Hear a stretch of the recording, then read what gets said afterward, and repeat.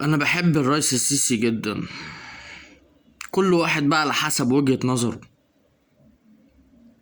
وعارف ان اي مشكلة في البلد مش بايديه، لان اي رئيس جمهورية تحتيه وزراء هما اللي بيحلوا مشاكل شعبها، شعب البلد. وفي مجلس نواب بيحل المشاكل برضو. اهم حاجة عند رئيس الجمهورية خارج البلد، البلاد الاخرى. فأنا متأكد إن السيد الرئيس عبد الفتاح السيسي رئيسي وأفتخر ملوش دخل برفع الأسعار، ولا له دخل بالخراب اللي البلد فيه.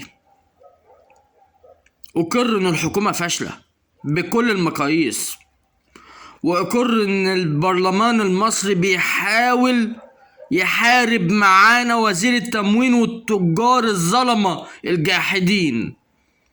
لكن سيادة الرئيس السيسي عامل اللي عليه وزيادة، ومش عارف يعمل ايه تاني، مش عارف ازاي يوفر لنا البيئة الصح. بيحاول على قد ما يقدر.